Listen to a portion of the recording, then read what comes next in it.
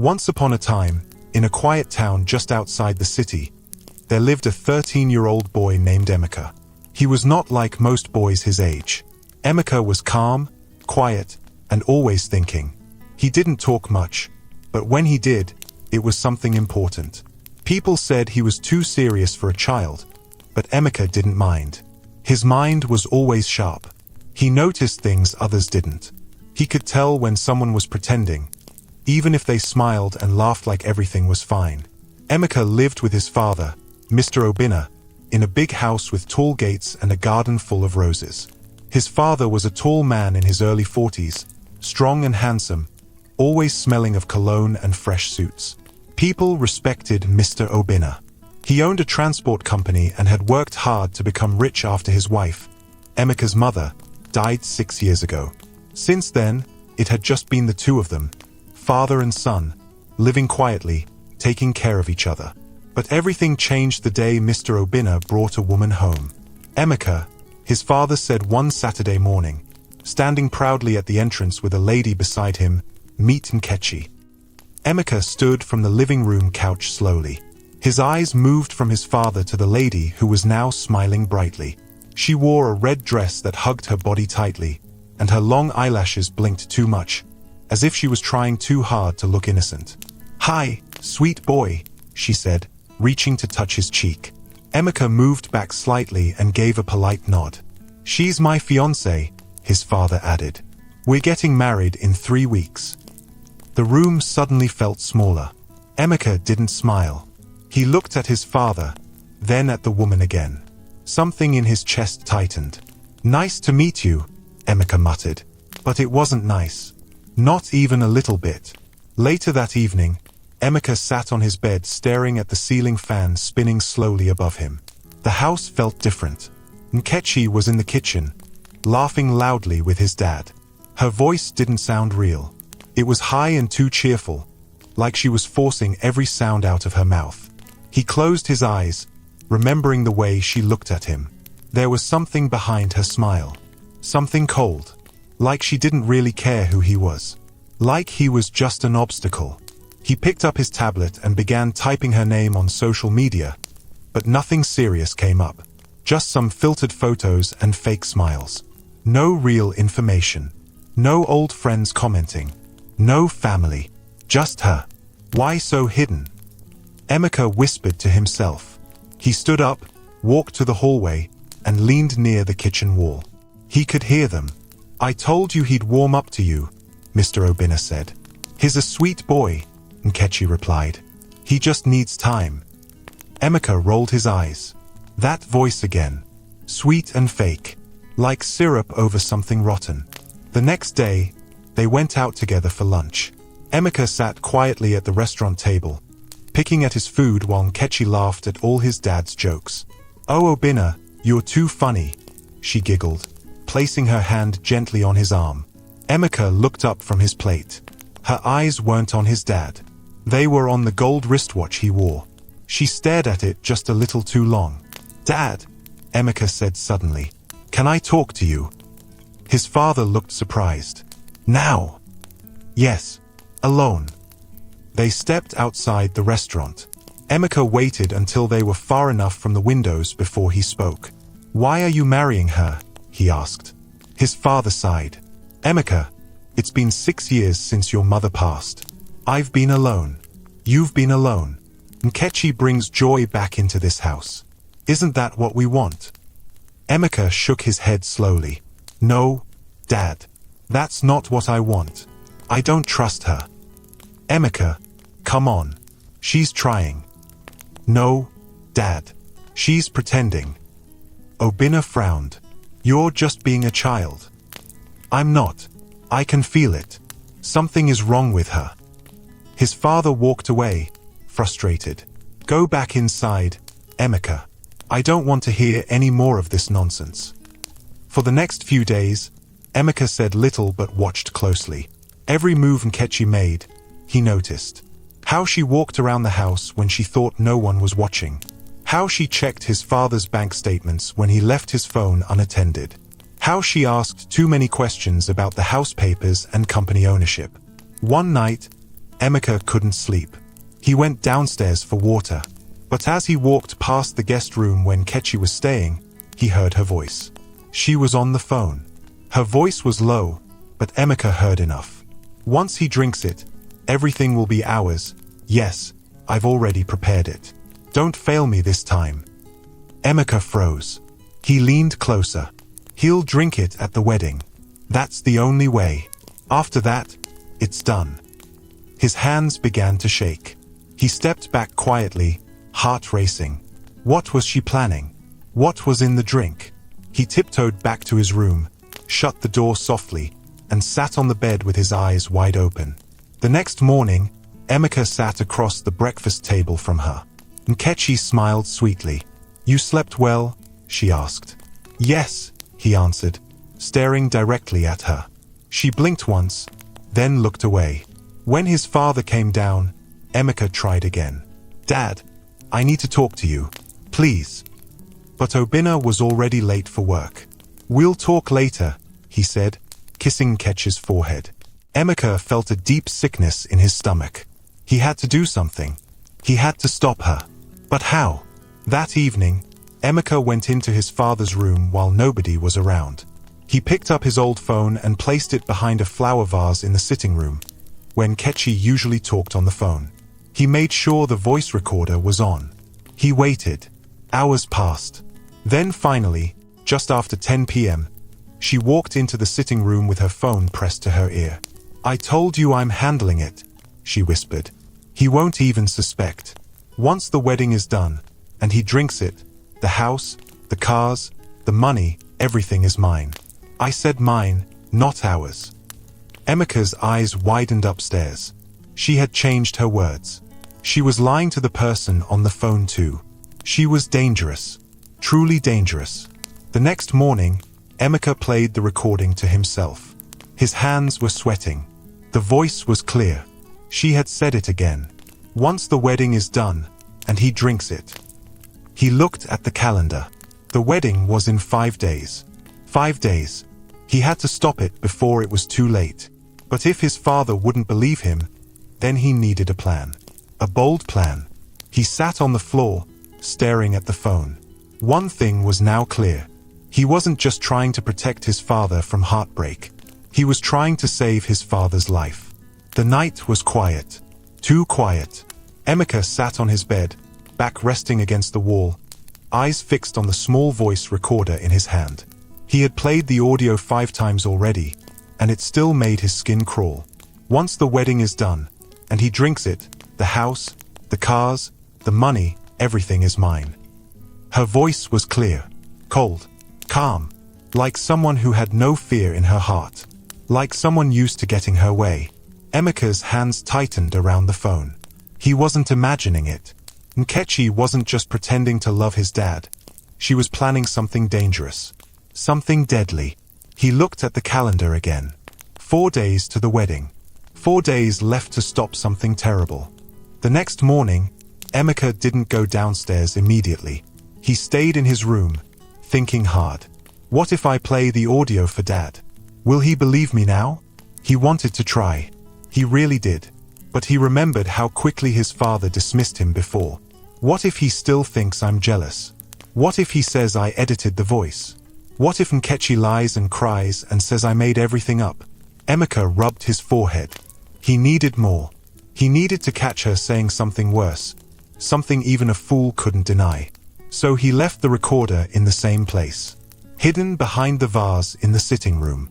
Later that evening, Emeka waited. He didn't say much during dinner. His father and Nkechi were laughing at something she saw on her phone. "Baby, look at this dog in sunglasses," she giggled, shoving the screen in Obinna's face. His dad laughed, loud and happy. "That's crazy." Emeka's face didn't move.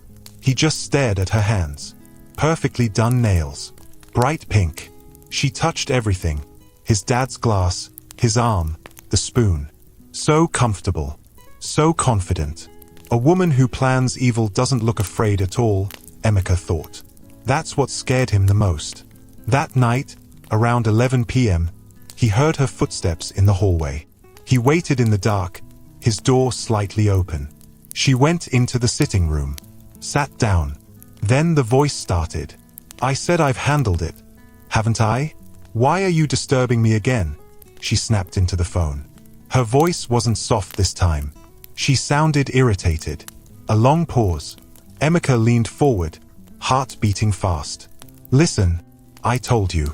He trusts me. Like a fool. After the wedding, we give him the drink. Then it's over. More silence. Then her voice again, louder this time.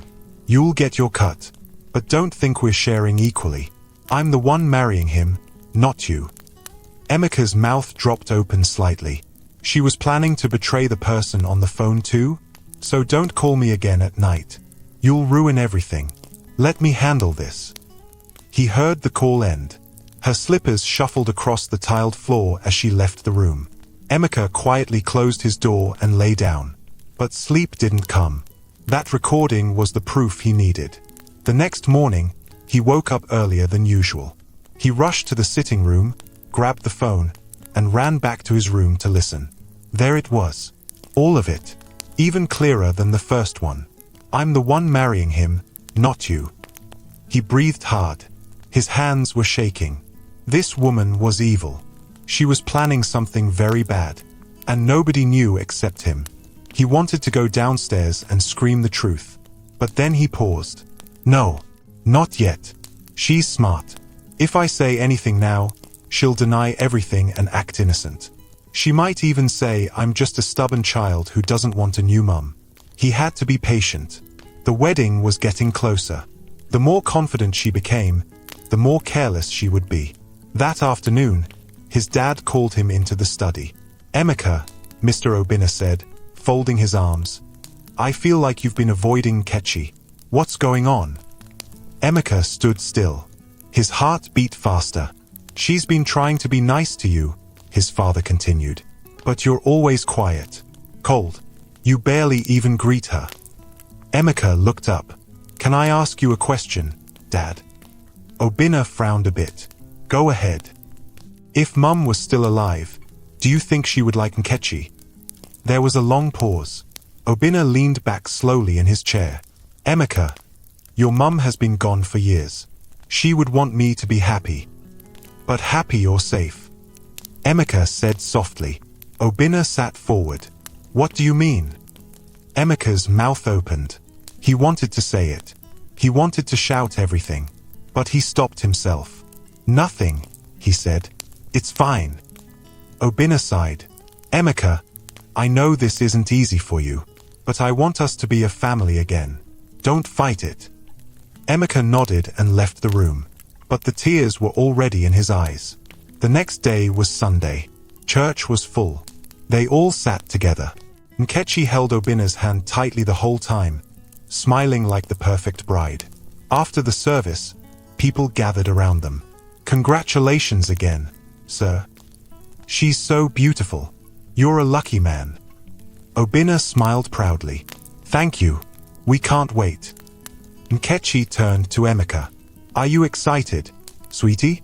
We're going to be one big happy family. Emeka stared at her, face blank. She leaned closer. You're quiet again. He looked her dead in the eyes. So are snakes before they bite. She blinked. What? Obinna turned. What did you say, Emeka? Nothing, Emeka said, walking away. That evening, Nkechi knocked on his room door. Emeka opened it slowly. She smiled. Can I come in? He didn't answer, but stepped aside. She walked in and looked around. Nice room. Very neat. Emeka stood, arms folded. She turned to him. I know you don't like me, but I'm not trying to replace your mum. Silence. I just want your dad to be happy, and I want us to be close. Emeka tilted his head. Really? Yes. Then tell me the truth. She looked confused. Truth? Who were you talking to on the phone last night? Nkechi's smile faded.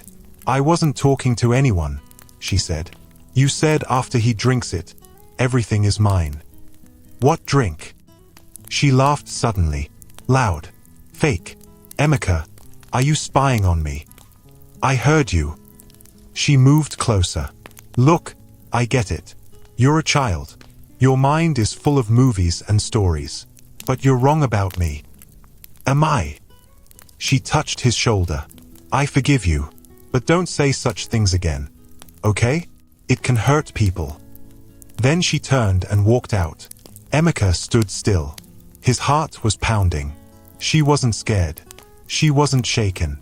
She was dangerous. 2 days to the wedding.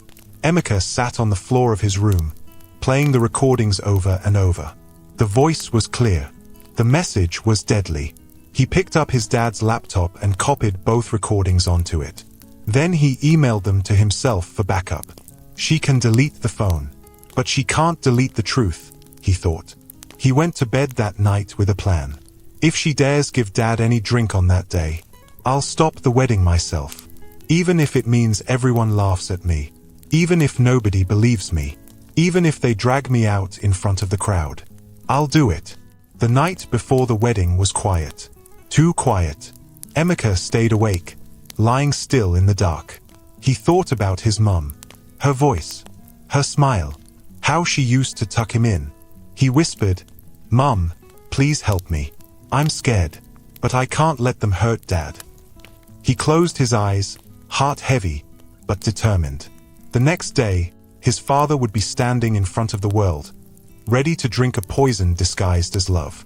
But Emeka would be ready too. And this time, he wasn't going to whisper. He was going to speak loud enough for everyone to hear. Emeka didn't sleep that night. He lay on his back, staring at the ceiling, listening to the ticking of the wall clock. It was loud. Too loud. Everything in the house felt strange. Too quiet, too calm, like the silence before something terrible. His room was dark, but his mind was wide awake. Tomorrow was the wedding. Tomorrow, Nkechi would stand beside his father, holding his hand, smiling for the crowd. She would act like she loved him. She would laugh, she would dance, and at some point, she would hand him a drink. That drink. Emeka shut his eyes tightly. He could still hear her voice on the recording. The cold way she said it. After he drinks it, everything will be mine. She wasn't joking. She wasn't playing. She meant it. When the sun finally came up, Emeka was already out of bed. He brushed his teeth slowly, trying to think. His heart was heavy, but his mind was sharp. There had to be more. Something he could show that would make people believe him without doubt. He couldn't just rely on the recordings alone. What if someone said he edited it? He needed to catch her red-handed. Or find something physical. Something nobody could deny. As he rinsed his mouth, he heard footsteps in the hallway. Then he heard her voice. "Obinna, don't forget. The event planner is arriving by 10 a.m. And we need to check the wine list too. The special one I told you about." Emeka's heart skipped. Special wine? So it was true. He leaned closer to the bathroom door. "Babe," she continued sweetly, "I'll handle the drinks. Just leave that part to me, okay? You just relax and look handsome tomorrow." Obinna laughed. "I trust you, my love." Emeka felt like vomiting. He stepped out of the bathroom just as Nkechi walked past. She smiled at him, holding a list in her hand. "Good morning, sweetie. Are you excited? Tomorrow is the big day." Emeka looked at her. "Where's the wine?" She stopped. "Sorry. The wine for tomorrow.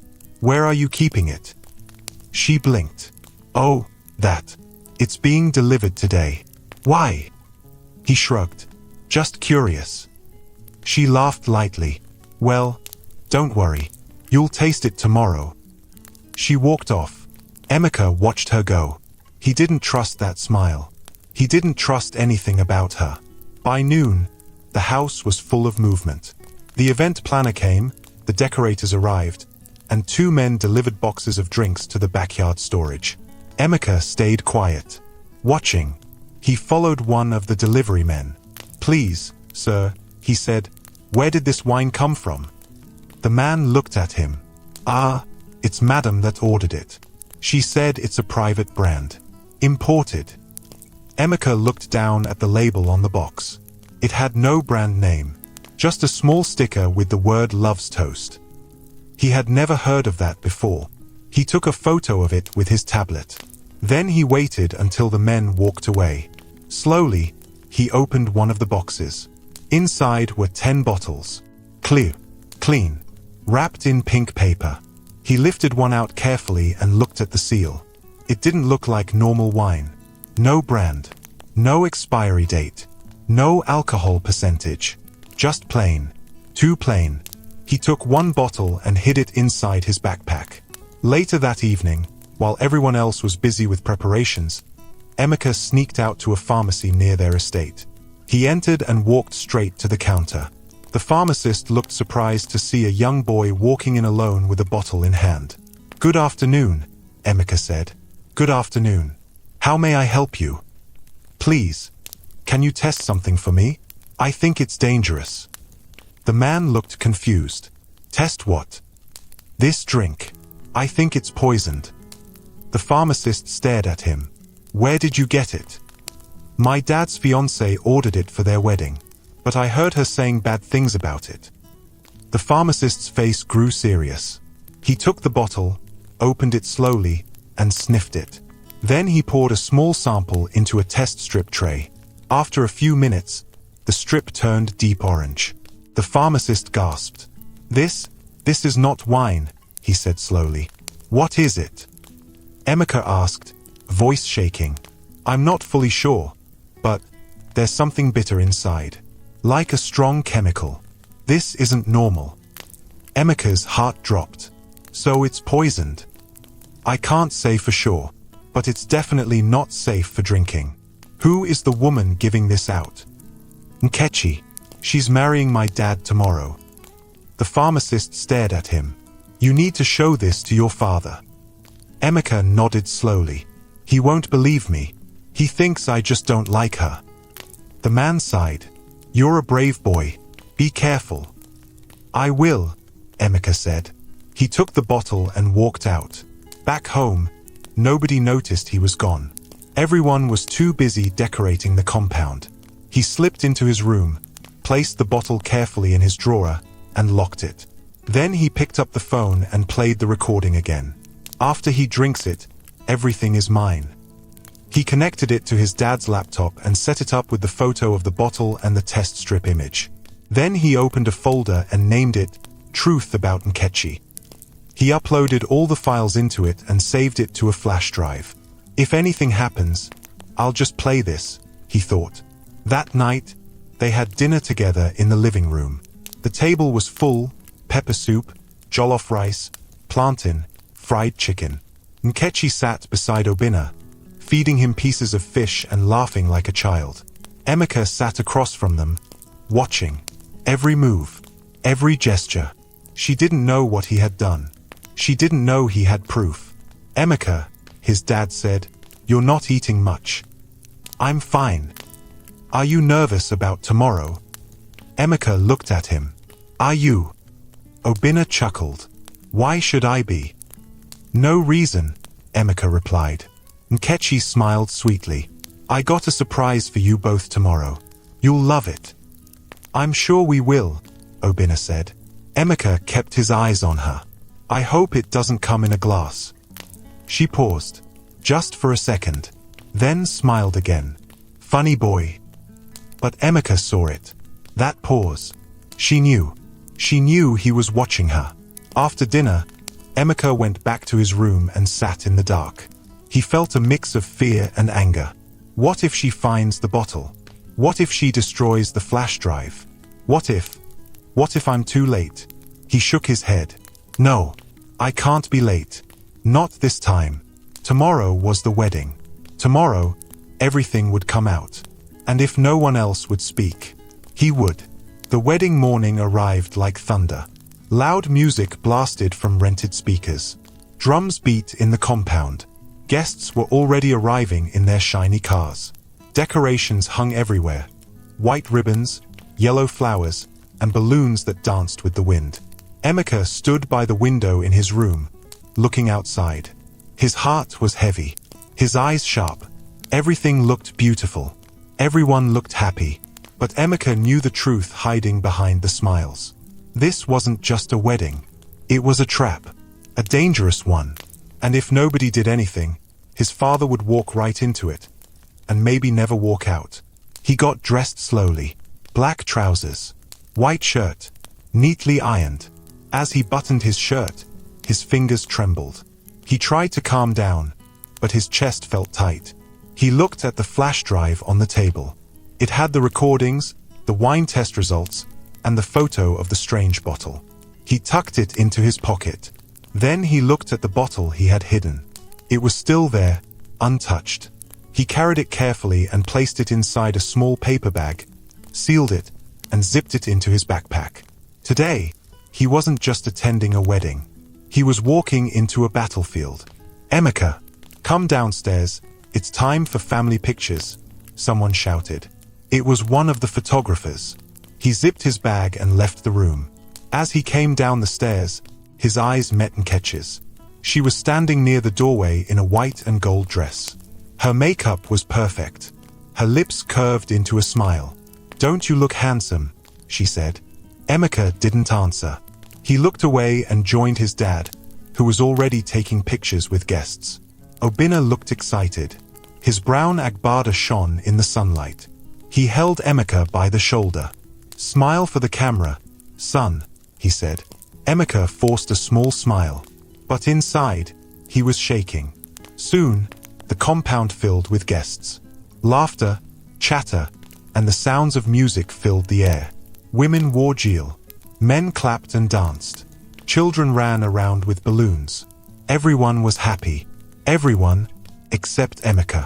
He kept looking around, watching her, watching the drinks table, watching every small movement. At the far end of the compound, a long canopy had been set up with chairs lined in rows.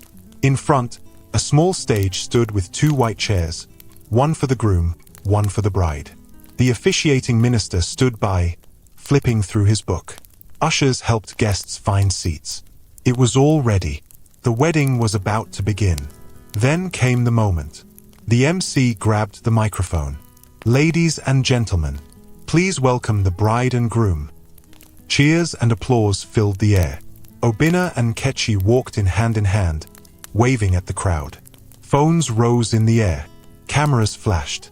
They walked slowly to the front, smiling. Emeka followed behind them quietly, his hands inside his pockets, gripping the flash drive tightly. The crowd settled as the minister took the mic. "We are gathered here today to witness the joining of this man, Obinna, and this woman, Nkechi, in holy matrimony." Applause again. The minister continued speaking, but Emeka wasn't listening. His eyes were on the drinks table. On one side of the stage, a tall waiter opened a silver tray and placed 2 wine glasses gently. One had red wine. The other looked lighter. Nkechi turned and looked at the glasses. Then she whispered something to the waiter. He nodded and walked off. Emeka's eyes followed the glass. Something was off. The minister spoke on. "If there is anyone here who has any reason why these 2 should not be joined, speak now or forever hold your peace." Silence. Everyone looked around, smiling. No one moved. Emeka's heart beat fast. He opened his mouth slightly, then closed it again. Not yet. He wasn't ready. He looked at his father's face. Happy. He looked at Nkechi. Smiling. But her hand was moving toward the drinks. Emeka's eyes narrowed. The ceremony continued. The minister asked them to exchange vows. Obinna spoke first, smiling at her. "I promise to love you, care for you, and protect you as long as I live." People clapped. Then Nkechi spoke. "I promise to stand by you and make your home my home, your joy my joy, your pain my pain." Tears filled some women's eyes. "She's so sweet," someone whispered in the crowd. But Emeka's ears were blocked. He wasn't hearing sweetness. He was hearing lies. Finally, the minister said, "Before we proceed to rings, the bride has asked to perform a special unity toast with the groom, a symbol of love between them." Emeka's head snapped up. No, it was happening. He stood up slowly from his seat at the side. Nkechi picked up the lighter drink from the tray and held it with both hands. "This drink," she said softly, "represents our love. It's sweet, gentle, and powerful. I want to share it with the man who stole my heart." She smiled at Obinna and handed him the glass. The crowd cheered. Emeka stepped forward slowly. Obinna raised the glass. His lips were almost touching it. And then, "Dad, stop." Silence. All heads turned. Gasps filled the air. Emeka walked quickly up the stage, eyes wide, heart racing. "Don't drink it, Dad. Please. That wine is poisoned." Everyone stared. Whispers rose. Obinna looked confused. "Emeka, what are you saying?" Nkechi froze. The smile dropped from her face. Emeka turned to the crowd. "I said the wine is poisoned. She's trying to kill him." People began to murmur. The MC looked shocked. The minister stepped back. Nkechi laughed nervously. "What? Emeka, that's not funny." "I'm not joking." Emeka shouted. "I have proof." He pulled the flash drive from his pocket and raised it. "I recorded her calls. I tested that wine. She said, once he drinks it, everything will be mine." She said it herself. "Emeka, stop this madness." Obinna said, "This is a wedding, not a movie." But Emeka was shaking now. He pulled the paper bag from his backpack and held up the wine bottle. "This is what she brought. It's not normal wine. I had it tested. There's a chemical in it." He looked at his dad, eyes full of tears. "Please, Dad, please believe me." The crowd was no longer laughing. Some people stood from their seats. A woman shouted, "Let him play the audio." "Yes, let's hear it." Emeka gave the flash drive to the MC, who quickly plugged it into the speaker system. Everyone waited. Then, her voice filled the air. "After he drinks it, everything will be ours. Yes, I've already prepared it. Don't fail me this time." Another clip played. "I'm the one marrying him, not you. Don't call me again at night. You'll ruin everything." The place went silent. Dead silent. Then the whispers started again. "She really said that. She planned it. She was working with someone." People turned to look at Nkechi. She was shaking. Then suddenly, she dropped the glass and stepped back. Obinna stared at her. "Nkechi, is this true?" She opened her mouth, closed it, then tried to smile. "Baby, I can explain." Emeka stepped in front of his dad. "No, Dad. She can't explain anything. She almost killed you." Obinna looked pale. He lowered himself slowly into the chair. The minister moved away from the stage. Nkechi began to walk backward. Then she ran. "Stop her," someone yelled. But she was already pushing through the guests. A man in a brown cap blocked her path. She slapped him and kept running. Another man grabbed her by the arm. "Leave me," she screamed. "Call the police," a guest shouted. "This is a criminal." Obinna stood up again, his hands trembling. "Somebody please, call the police." Emeka stood by his father. He didn't move. He didn't speak. But his chest was rising and falling fast. Minutes later, sirens wailed in the distance. 2 police cars drove in and parked outside the compound. The officers came in and handcuffed Nkechi, who was now crying and shouting, "He forced me to do it. It wasn't my idea. I swear." The officer asked, "Who's he?" She went quiet. The officer turned to Obinna. "Sir, do you want to press charges?" Obinna looked at her. Then he looked at Emeka. He nodded slowly. "Yes, take her away." As the police dragged her into the van, the guests stood in stunned silence. The wedding was over. But more than that, a life had been saved. Because of a 13-year-old boy. Because he didn't keep quiet. Because he refused to look away. Obinna sat down slowly, burying his face in his hands. Emeka stood beside him, unsure what to say. Then Obinna lifted his head and looked at his son. "I'm sorry," he said softly. "I should have listened to you. Emeka's eyes filled with tears. I didn't want to ruin your day, Dad. I just wanted to save it. Obinna pulled him into a hug. You saved my life, son. That's all that matters. Emeka sat beside his father in the now empty wedding tent. The flowers were still on the tables. The stage lights were still on. The chairs were still arranged in rows. But the music had stopped. The guests had left. The joy was gone.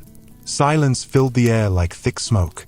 Obinna hadn't spoken much since the police drove off with Nkechi in handcuffs. His eyes were red. His mouth stayed shut.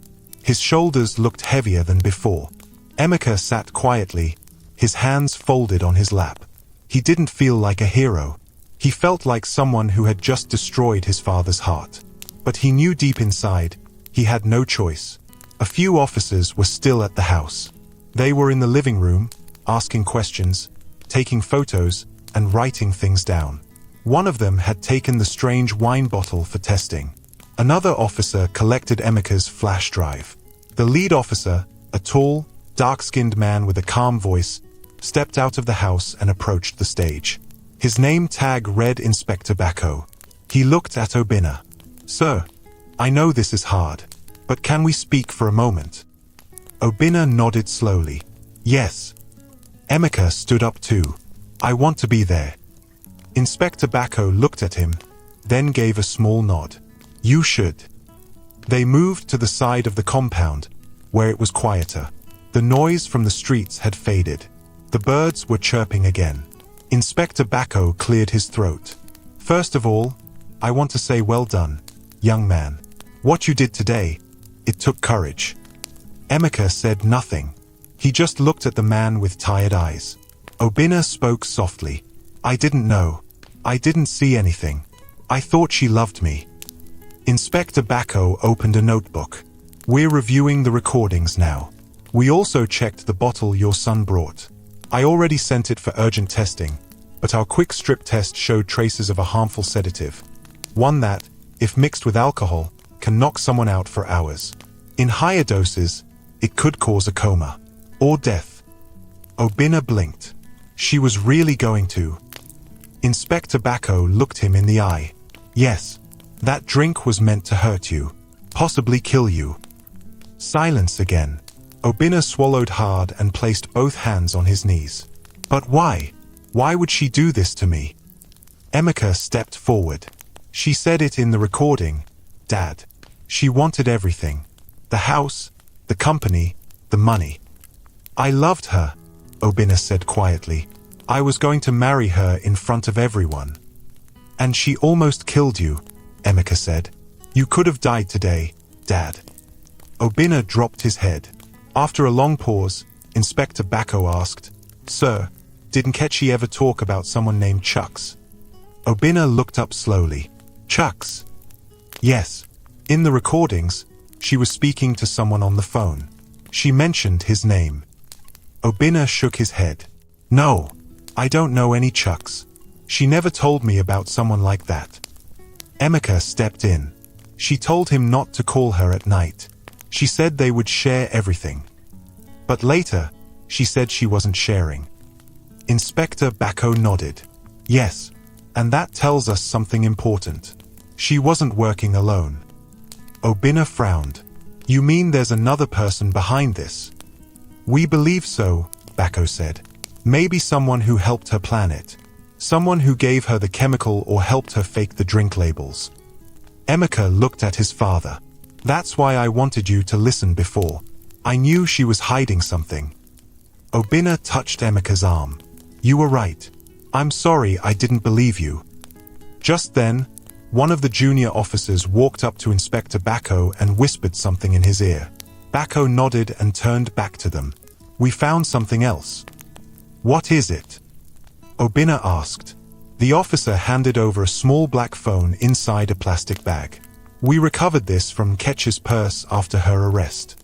It's not the phone she usually used. It's a second phone. A burner phone. Obinna's eyes widened. She had another phone. Yes, and it had messages from a man named Chucks. They've been speaking for weeks. Most of the messages were deleted, but we recovered a few. Emeka leaned forward. What did the messages say? Bako flipped his notebook open and read, "Make sure he drinks it in front of people, so it doesn't look like your fault." Another one said, "Don't forget the documents. You need to get the papers signed before the toast." Obinna blinked. Documents? What documents? Emeka's eyes narrowed. Did she give you anything to sign today? Obinna thought for a moment. She asked me to sign something yesterday. She said it was just for the wedding registry. Inspector Bako looked serious. We'll need to check what you signed, sir. It may not have been a registry. It could have been a property transfer. Or company ownership. Obinna looked stunned. You think she tried to steal from me before killing me? She didn't come into your life for love, sir, Bako said calmly. She came for what you had. They all stood there, quiet again. Then Emeka spoke. What happens now? Bako folded his notebook. We're putting out a trace on Chucks. If she talks, we'll know who he is. But we're also checking camera footage, phone data, and anything else we can find. Emeka asked, what if she doesn't talk? She will, Bako said. People like that break down when they realize they're alone. Obinna sighed deeply. I still can't believe this happened. Emeka touched his father's hand. It's over now. Obinna looked at his son. Because of you. That night, the compound was quiet again. The chairs were gone. The decorations were packed up. Only the balloons floated weakly in the breeze, half deflated and swaying gently. Emeka lay on the couch in the sitting room, wrapped in a blanket. He was tired, more tired than he had ever felt. Obinna walked in slowly and sat beside him. I cancelled the hotel booking, he said. We're not going anywhere. Emeka looked up. That's good. Obinna looked at him. You know, I thought you were just being difficult. I thought you didn't want me to move on. I wanted you to move on, Emeka said softly. I just didn't want you to move into danger. Obinna nodded slowly. I don't think I'll be able to trust anyone for a long time, he said. Emeka sat up. You don't have to rush anything, Dad. Obinna smiled faintly. You sound like the adult here. Emeka shrugged. Maybe I had to grow up too fast. Obinna wrapped his arm around him. Thank you for saving me. Emeka leaned on his shoulder. Thank you for finally listening. The next day, Inspector Bako returned with updates. They sat in the dining room this time. We tested the wine bottle again, he said, placing a file on the table. The drink contains Zolpexin, a banned sedative. Strong. Dangerous. What does it do? Obinna asked. In small doses, it causes deep sleep. In large amounts, it can slow breathing. If it's mixed with alcohol, it can stop the heart. Obinna swallowed hard. She didn't just want to take your wealth. She was ready to risk your life to do it. Emeka looked at his father. That's why I couldn't stay quiet. Bako continued. We also traced the phone number of the man she was talking to. His name is Chukwudi Okoro, age 35, lives in Owari. He has a criminal record. Fraud and identity theft. We're going after him. Obinna leaned back in his chair. So she was working with a criminal? Yes. Most likely her boyfriend. Or husband. We're not sure yet. Emeka's eyes widened. Husband? Bako nodded. There's a chance she was already married. We're checking the marriage registry too. Obinna placed both hands on the table. If she was married, then the whole wedding was a lie. It already was, Emeka said. That evening, a few close friends came to visit. They sat quietly with Obinna, shaking their heads, asking questions, whispering among themselves. One of them, Uncle Ikenna, said, Emeka, you are a brave boy. What you did, not many adults could do it. Emeka looked down, shy. Uncle Ikenna continued, your father is lucky to have you. Obinna placed a hand on his son's back. I am. Another guest asked, will you still press charges? Obinna nodded. Yes. She needs to face the law. If she walks free, she'll do it to someone else. Everyone agreed. That night, as Emeka climbed into bed, his father stood at the door. "Good night, son." "Good night, Dad." Obinna didn't move. He stood there a moment longer. Then he stepped in and sat at the edge of the bed. "I know I keep saying thank you, but I need to say it again." Emeka smiled. "You've said it enough." "I mean it," Obinna said. "I almost gave my life to someone who didn't care about me. I almost ignored the one person who truly did." Emeka looked at him. "I forgive you." Obinna leaned forward and hugged him tight. "I love you, son." "I love you too, Dad." Outside the window, the night breeze blew gently. The stars were out. The sky was quiet. Inside that house, peace had finally returned. Because one boy refused to be silent. Because one voice changed everything. The police cell was cold and quiet. Nkechi sat alone on the wooden bench, hands chained loosely in front of her. Her makeup was gone. Her hair, once neatly styled for the wedding, now looked rough and scattered. The gold earrings she wore had been taken away. She didn't look like the bride from yesterday. She looked like someone who had been caught. And she knew it. The sound of footsteps echoed down the corridor. Her body tensed. Then she heard the door open. Inspector Bako stepped in with a calm face and a brown folder under his arm. He closed the door behind him and pulled a plastic chair across from her. Nkechi didn't look up. "Good morning," he said. Still, she didn't respond. "I see you're not in the mood for small talk," he said quietly, placing the folder on the table between them. "That's fine. We're not here for games." She finally looked up. Her eyes were red and tired. "What do you want?" "The truth," Bako replied. "And you're going to give it to me. Today." Back at the house, Emeka and Obinna sat in the kitchen. The smell of boiling tea filled the air, but neither of them was drinking. Obinna held the newspaper in his hand. The headline read, "Wedding Poison Plot. Bride Caught Trying to Kill Billionaire Groom." The photo showed Emeka standing in front of the crowd, one hand in the air, stopping the wedding. Emeka looked at it and sighed. "I still can't believe all those people were clapping and smiling for her. Even me. I almost believed it was going to be a perfect day." Obinna folded the paper and dropped it on the table. "I was blind. Completely blind." "You trusted her," Emeka said. "That's not a crime." Obinna nodded. "Still, it hurts." Then the doorbell rang. They both turned. Obinna stood up and went to open it. Inspector Bako stepped in, looking tired but focused. "We've started questioning her," he said, walking into the sitting room. "Did she talk?" Obinna asked quickly. "She did," Bako said. "But not everything yet." Emeka entered the room. "So she admitted it?" Bako nodded. "Yes. She admitted the wine was poisoned. She said she got it from someone named Chucks." Obinna sat down. "Did she say who Chucks is?" "She says he's her ex-boyfriend, but we think he's more than that." "More?" Emeka asked. Bako looked serious. "There's a chance they're married.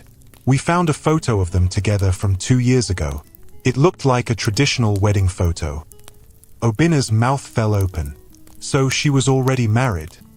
"Possibly," Bako said. "She denies it. Says they were just business partners. But we're checking the marriage registry." Emeka clenched his fists.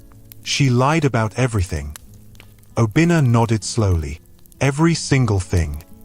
Back in the police station, Bako returned to the questioning room. This time, he brought a printed photo and slid it across the table. It was the same traditional wedding photo, Chucks in a red cap and wrapper, Nkechi by his side in full traditional attire. They were smiling like people deeply in love. Nkechi stared at it for a while. "Who's this?" Bako asked. She remained silent. "I'm only asking for the record. We already know." Her lips tightened. "That was a long time ago." "Were you married?" She looked down. "Yes." Bako wrote in his notebook. "Did you tell Obinna?" "No." "Why?" She looked up slowly. Because that marriage was a mistake. And poisoning Obinna was your correction. Her voice shook. It wasn't meant to go that far. Then how far was it meant to go? She had no answer. Meanwhile, in Emeka's room, he sat by his laptop, headphones on, watching the security footage the police had shared with him. He saw the moment Nkechi slipped the strange bottle to the waiter. He paused the video, zoomed in. Her hand, her face, her smile. She really did it, he whispered. He looked up and saw his reflection in the dark screen. His heart ached. His throat tightened. He had caught her. He had saved his father. But he didn't feel happy. He felt sad. Sad that something so evil had walked freely into their lives. Later that evening, Inspector Bako returned to give them the latest update. She finally told us more, he said. They planned it for months. Obinna sat forward. What exactly did they plan? They wanted you to fall in love with her. Then, during the wedding, she would give you the drugged wine. Chucks would come in later, pretending to be a concerned friend. They'd rush you to the hospital. What would happen there? Emeka asked. They planned to make you disappear. Once you were unconscious, Chucks would handle the rest. Forged death documents, transferred property, disappeared money. Obinna's hands were shaking, all from one wedding. They thought you'd never see it coming. Emeka whispered, they didn't expect me. No, Bako said, they didn't. The next day, Nkechi finally broke down in the interrogation room. She cried, begged, shouted, and even tried to lie again. But nothing worked. When Bako placed the bottle, the wedding footage, the messages, and the recordings in front of her one by one, she slumped in her seat. She folded her arms and whispered, he promised me we'd leave this country. He said we'd take everything and disappear. Who? Chucks? Bako asked. She nodded. Did you love him? She wiped her face. I thought I did. Do you think he loved you? She looked away. Bako continued, he used you. And now, he's nowhere to be found. She sniffed. Where is he? We don't know yet, but we'll find him. Back at the house, Obinna opened a drawer in his room. Inside were the wedding rings, still in their box. He picked up one, looked at it for a long time, then placed it back. Emeka stood at the door. Are you okay? He asked. Obinna turned slowly. I don't know. It's okay not to be okay, Dad. Obinna walked to him. I feel stupid. You're not, Emeka said. I let her into our lives. You didn't know. Obinna looked at his son. But you did. You knew something was wrong. You didn't let her blind you. Emeka gave a small smile. I just watched what others ignored. Obinna pulled him into a hug. You're my hero. That night, the news showed footage of Nkechi being led out of the station in handcuffs. Her face was down. She didn't speak. The reporter said, the investigation continues as police search for her accomplice, Chukwudi Okoro. He is believed to be the mastermind behind the plot to murder and defraud Mr. Obinna, a successful businessman. Emeka and Obinna watched together. She thought she could win, Emeka said. Obinna nodded, but the truth won instead. The next morning started quietly. Birds chirped outside the window, the sun rose gently over the house, and the world around seemed calm. But inside the house, Emeka knew the storm was still blowing. He stood at the kitchen sink, rinsing his cup after tea. He hadn't spoken much since last night. His eyes looked tired, his thoughts running deep. Behind him, his father walked into the kitchen holding his phone. Emeka, Obinna said softly, Inspector Bako just called. Emeka turned slowly. Did they find Chucks? Obinna nodded once. They traced the location. They think he's hiding somewhere in Enugu. He's been using different phone lines, but he made a mistake. He used one of his old SIM cards to book a hotel. Emeka's heart started beating faster. So, what are they going to do? Obinna sat at the table. Bako and a small team are heading there now. He said they'll try to catch him today. Emeka dropped the cup carefully on the rack. I hope they catch him. He doesn't deserve to be free after everything he planned. Obinna stared at his son, his face soft. You're stronger than I thought. I just don't want him to do it to another family, Emeka said. Me too, Obinna replied. And this time, I'll be watching closely. Far away in a small guest house in Enugu, Chuck sat at a plastic table, flipping through his phone. His eyes scanned the news headlines. Wedding day poison plot shocks nation. Groom survives attempted murder by fiancé. Young son exposes evil scheme. He cursed under his breath and tossed the phone on the bed. He paced the room angrily. She ruined everything, he muttered. She let a child beat her. He looked out the window, paranoid. Every car that passed made him jump. Every sound made his hands twitch. He didn't trust anyone anymore, not even the receptionist downstairs. He had one bag. Inside it was some cash, 2 fake ID cards, and a cheap passport he was planning to use to leave the country. But now, he wasn't so sure he would make it out. Back at the station, Inspector Bako moved fast. He and 2 officers were already on the road. They had traced the hotel booking to Chuck's using one of his old SIMs. He had used a different name, but the face captured by the security camera was a match. We'll go in quiet, Bako said to the team in the van. No noise. No warning. He's smart. One wrong move and he disappears. The officers nodded. Back in the holding cell, Nkechi sat alone, hugging her knees. She hadn't eaten much. Her face looked blank. Her hands trembled lightly. She hadn't heard from Chucks in days. The last thing he said to her in a voice message was, "Stay quiet. Don't say anything. I'll handle everything."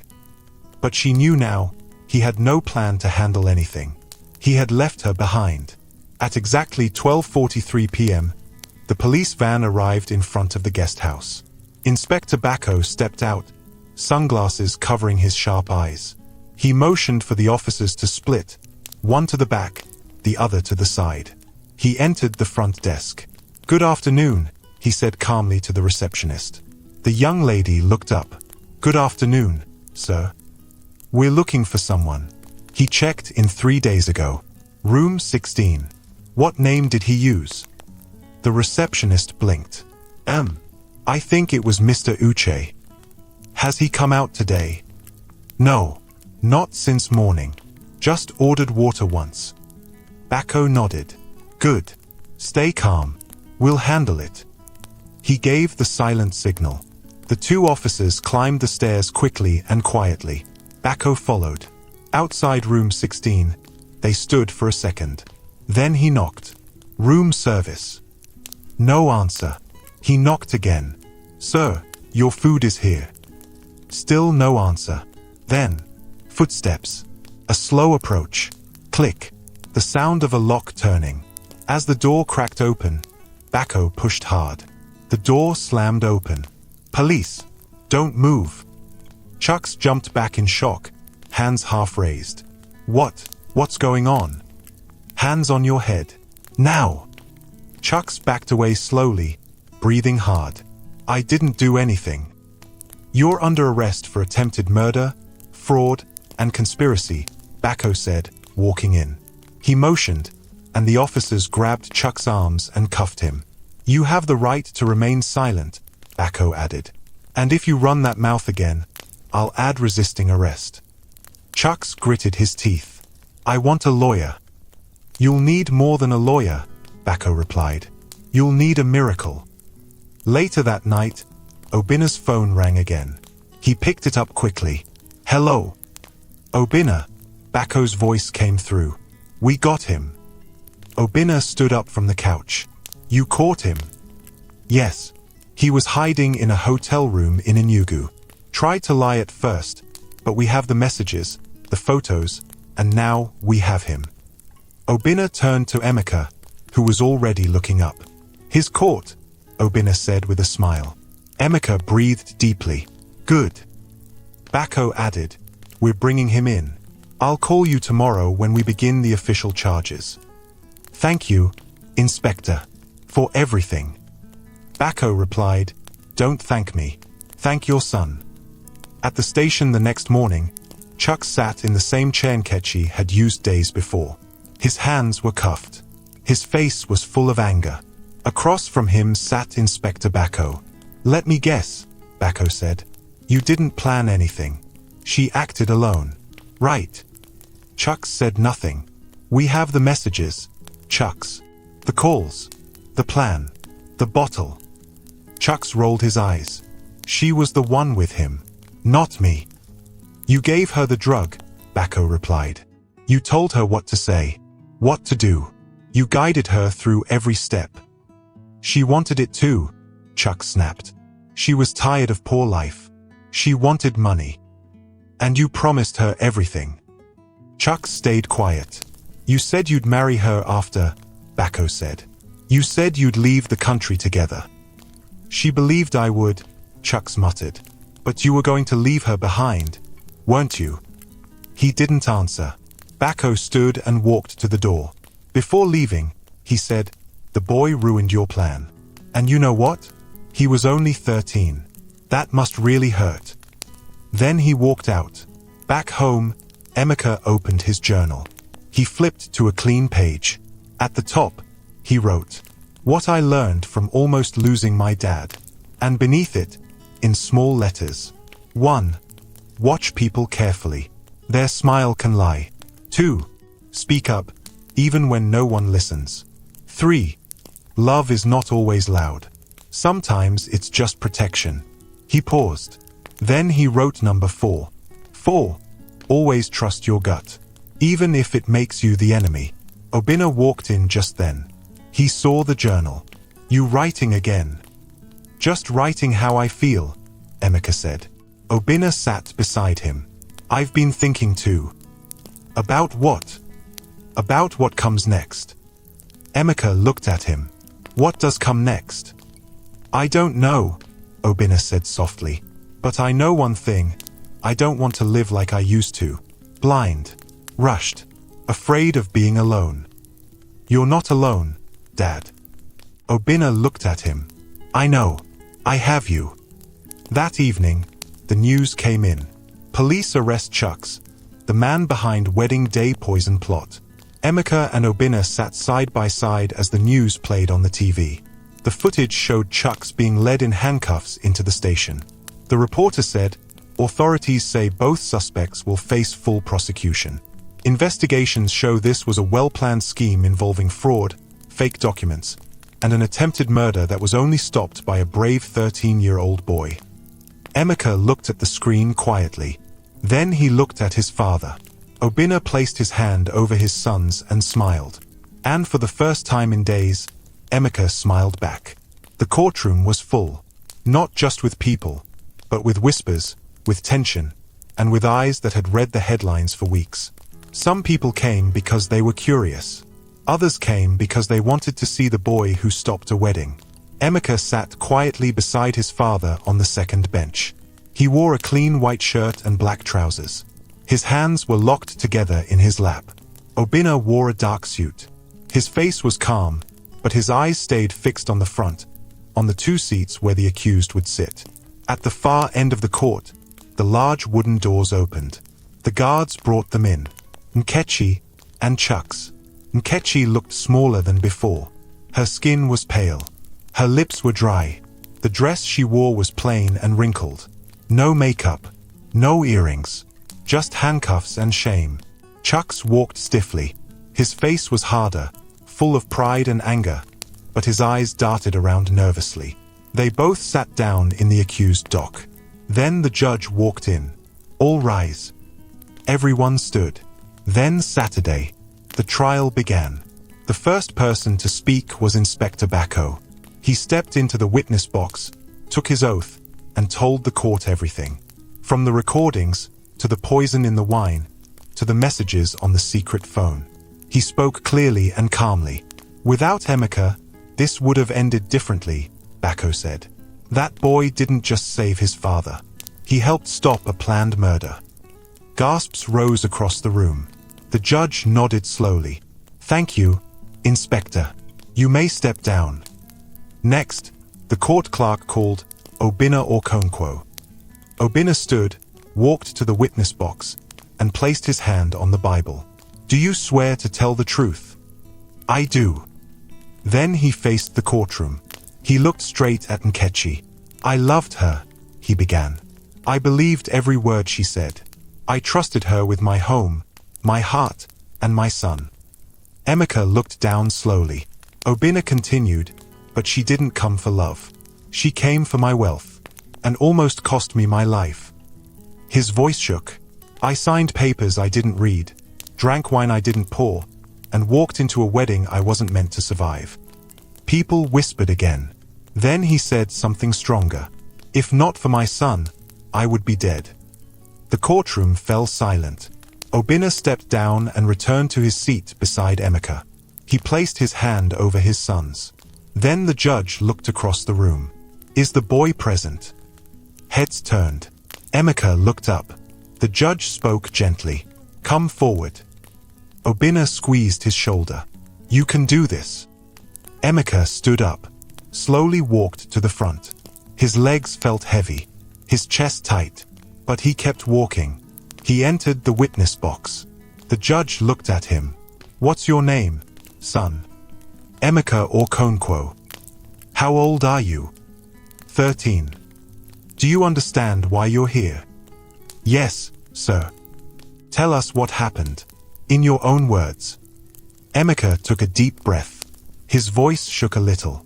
"I didn't like her from the first day. I felt something strange. She smiled, but it didn't reach her eyes." He looked at Nkechi. She looked away. "I tried to tell my dad, but he didn't listen. He thought I was being difficult. So I watched. I listened. And one night, I heard her talking on the phone, saying, 'Once he drinks it, everything will be ours.'" Gasps again. "I hid a phone. I recorded her. I tested the wine. I saved it. I made copies. I didn't want to ruin the wedding. But when she gave him that glass, I knew I had to do something." The judge leaned forward. "And you stopped the wedding?" "Yes, sir." The judge stared at him for a long moment. Then he smiled. "You're a brave boy, Emeka." Emeka nodded slowly and stepped down. The final part of the trial came. The judge looked at the accused. "Nkechi Adibe, do you have anything to say?" She stood slowly. Her voice was barely a whisper. "I'm sorry." The judge frowned. "Is that all?" She nodded. "Did you love him?" She looked down. "I thought I did, but I loved what he had more." Gasps again. The judge turned to Chucks. "Chukwudi Okoro, any final words?" Chuck stood, chin high. "I don't regret wanting a better life. I only regret trusting her." Everyone reacted. Nkechi turned sharply. "You liar! You planned everything." They both started arguing. The guards held them back. The judge banged the gavel. Silence. After a long pause, the judge looked around the courtroom. This was not just a case of fraud. It was an evil plan, born out of greed. A man almost lost his life. A boy almost lost his father. And two adults almost got away with it. He turned to the accused. "You will both face the full punishment of the law." He paused. "I sentence Nkechi Adibe to 25 years in prison for attempted murder, conspiracy, and fraud." Nkechi burst into tears. The judge turned to Chucks. "I sentence Chukwudi Okoro to 30 years in prison for masterminding the plot, supplying the poison, and fraud." Chucks clenched his jaw but said nothing. The gavel dropped. Case closed. Outside the courtroom, reporters surrounded Obinna and Emeka. "Sir, how do you feel about the sentence?" "Emeka, what gave you the courage to speak out? Will you press charges for the fake documents too?" Obinna raised his hand. "No more questions. My son and I just want to go home." He placed his hand on Emeka's back, and they walked past the cameras, past the flashing lights, and into their car. On the drive home, they didn't speak much. But inside the silence, something new was growing: peace. At a red light, Obinna looked at his son. I'm proud of you. Emeka smiled. I'm proud of you too. Obinna raised a brow. Me? Yes, Emeka nodded. You listened. That takes courage too. Weeks passed. Things went back to normal. The flowers in the garden grew again. The laughter in the living room returned. The house became a home again. Obinna went back to work. Emeka went back to school. People still whispered sometimes. Some called him the boy who stopped a wedding. Others just looked at him with wide eyes and respect. But Emeka didn't care about fame. He cared that his dad was alive. He cared that truth won. And more than anything, he cared that he didn't stay silent. Final scene. One Saturday, Obinna walked into Emeka's room holding a small wrapped box. What's this? Emeka asked. Open it. Emeka tore the paper slowly. Inside was a silver plaque. It read, To Emeka Okonkwo, for saving a life and speaking the truth. You are a hero. Emeka looked up, eyes shining. Dad. Obinna smiled. Just a little thank you. They hugged tightly. And from that day, no matter where Emeka went, he never forgot one thing. Sometimes, the quietest voices save the loudest lives.